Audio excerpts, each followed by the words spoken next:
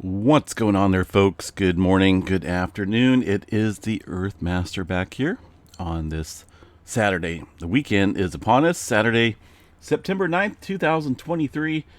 It is about 11:52 California time here, and the latest activity at 3.4 in the region of New Guinea area. We did see some larger movement here taking place early this morning.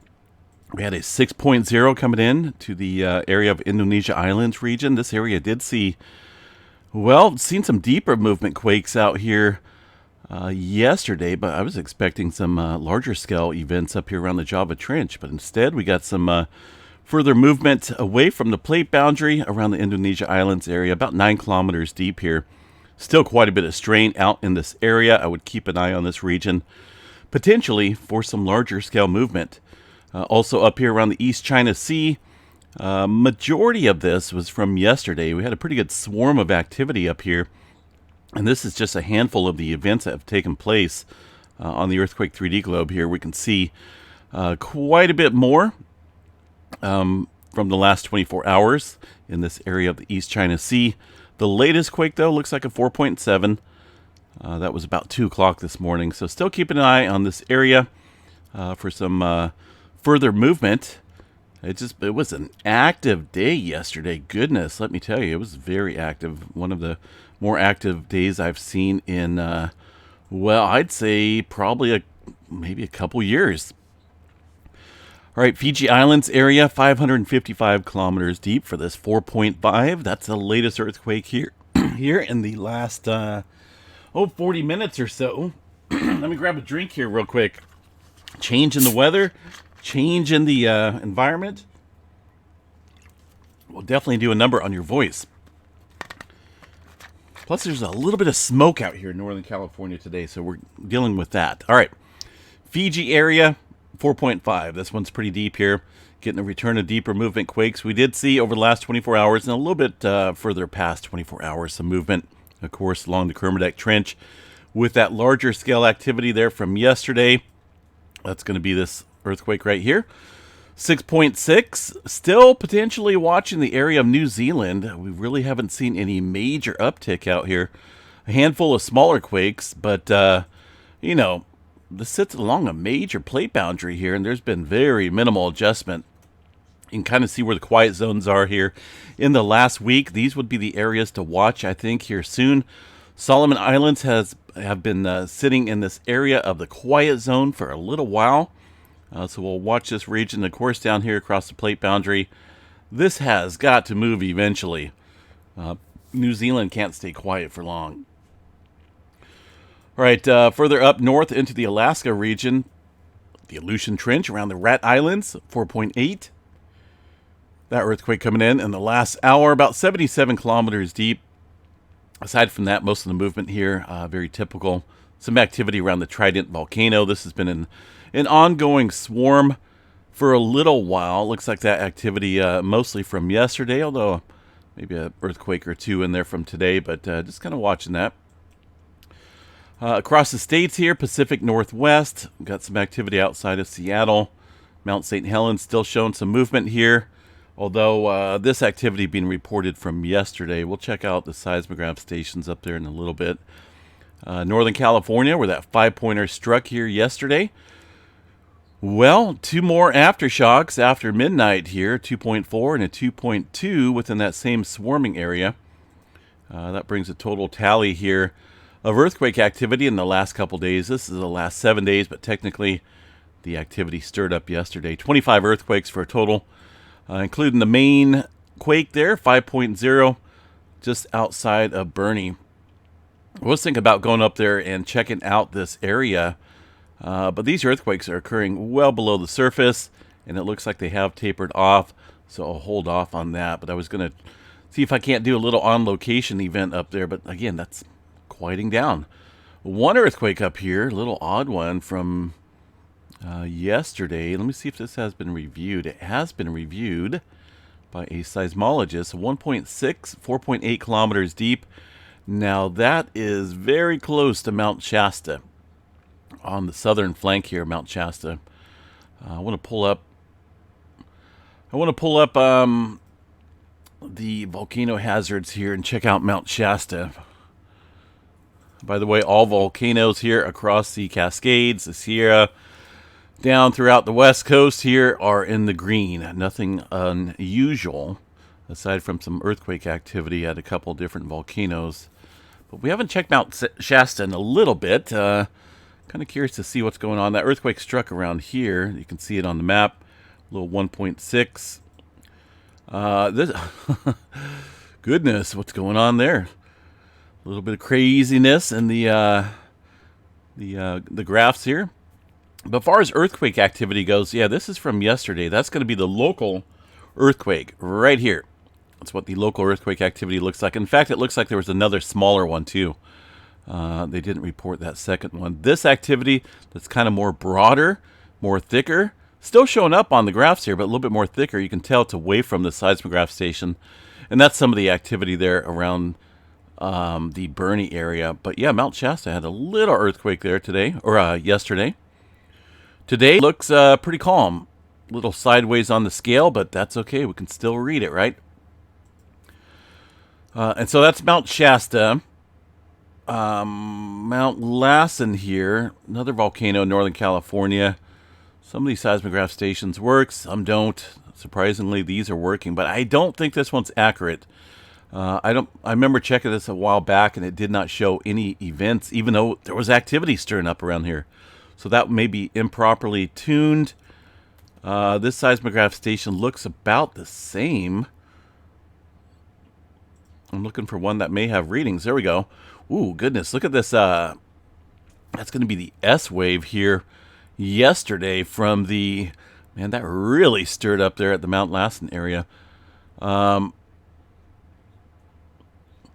Let's see. Could that be the... well, the earthquake, the 5.0 is from, let's see, from 24 hours ago. So this has to be that 7 or that 6 point, what is it, 6.9, 6.8 in the Morocco area from yesterday. You guys, obviously, you know, that's a pretty powerful earthquake. Yeah, that's going to be the, that 6.8 that we're seeing right there on the Mount Lassen graph. It's pretty crazy that the S waves travel through. So this one looks like it is somewhat of a properly tuned station, maybe a little bit overblown, but that's okay because that will give us the idea of any other really small quakes that may be kicking up here around Mount Lassen, which there really isn't. Looks like maybe this one here does appear to be local, or that potentially could be one of the ones near Bernie. Bernie is not that far off from the Mount Lassen area, just sits just to the north here of Mount Lassen. But yeah, it doesn't look like there's too much activity stirring up there around the region there. There's some S waves from, what's that, about 4 hours ago. That's probably going to be the 6-pointer in the Indonesia Islands area that kicked off here this morning. Crazy how S waves are picked up thousands of miles away, right? Just goes to show you how sensitive this ground motion equipment is. That's why I say a lot of times up here at Yellowstone, we'll see these readings on the graph kick up, and it will look like this.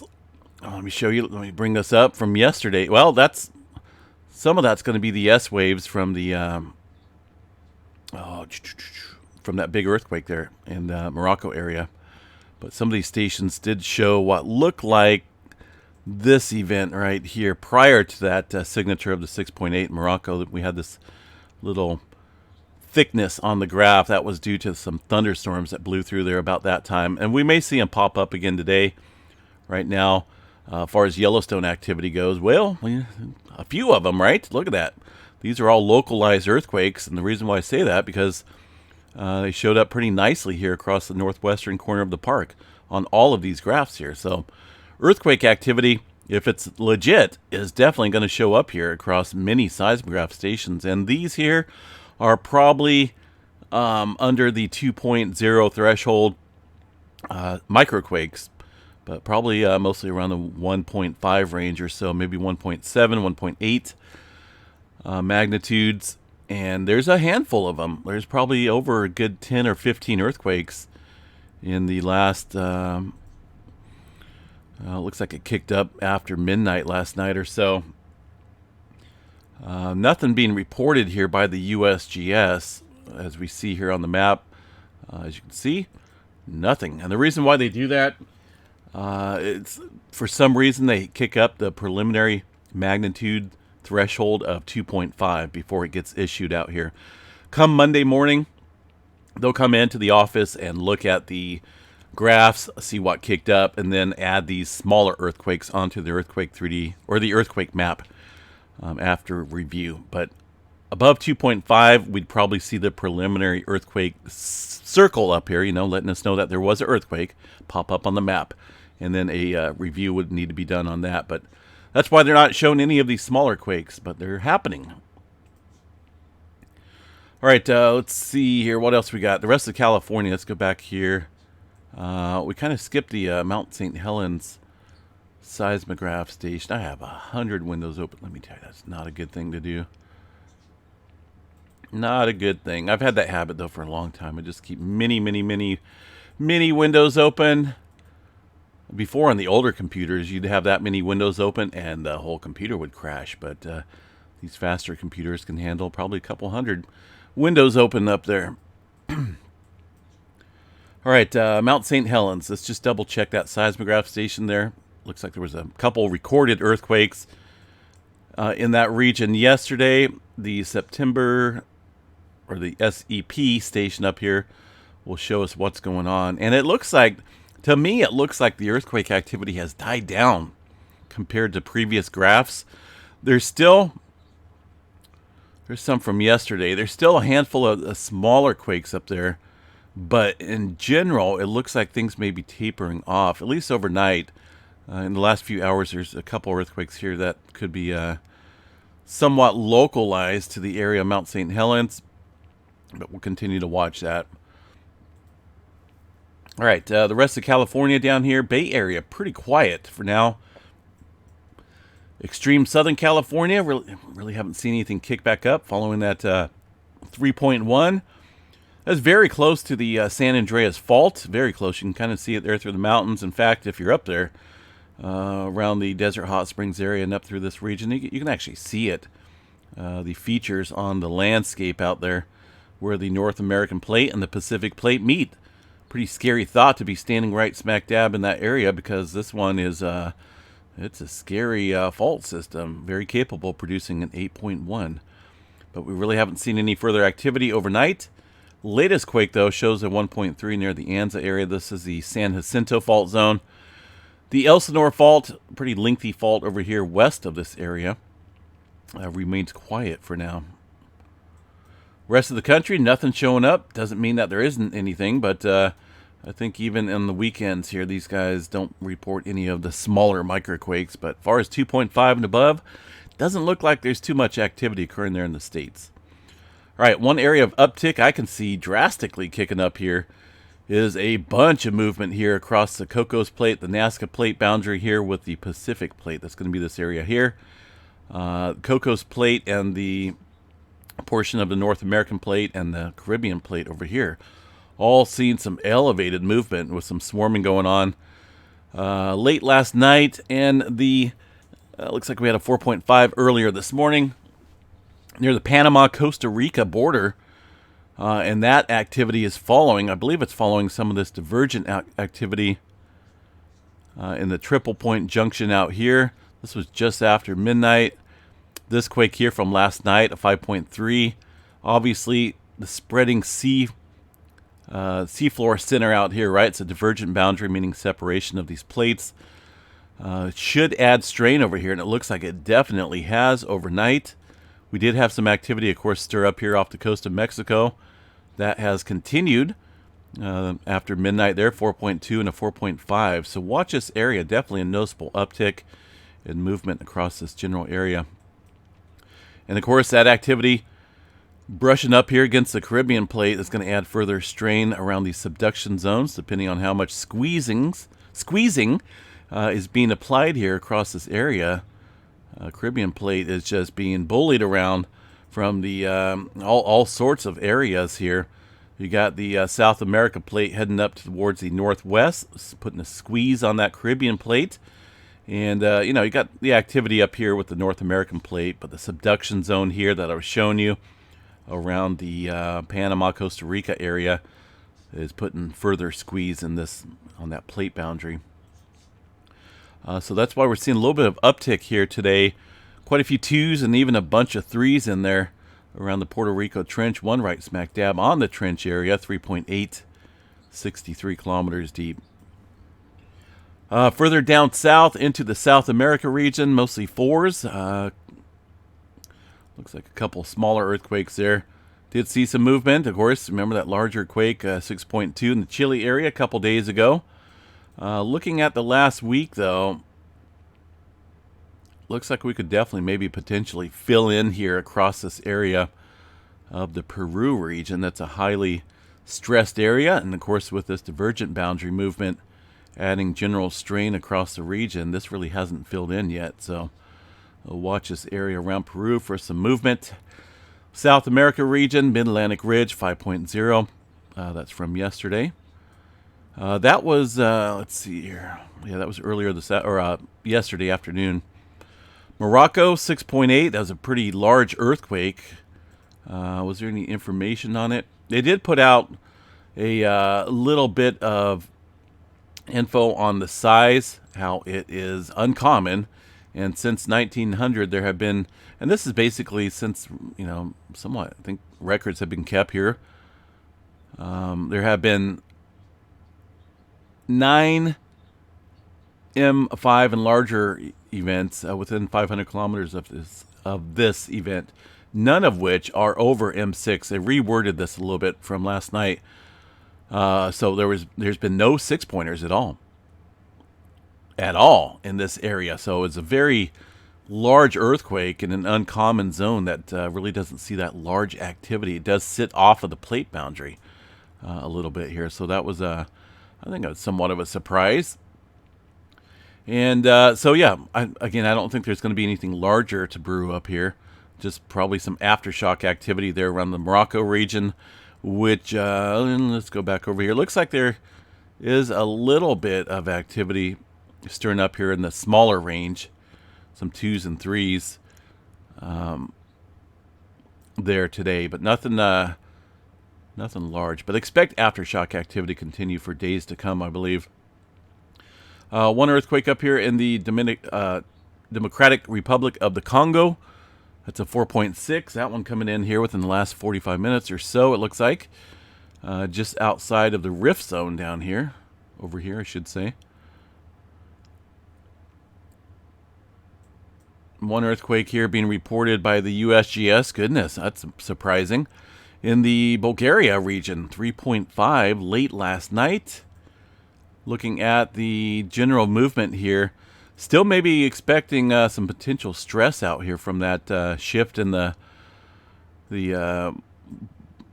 fault boundary out here yesterday.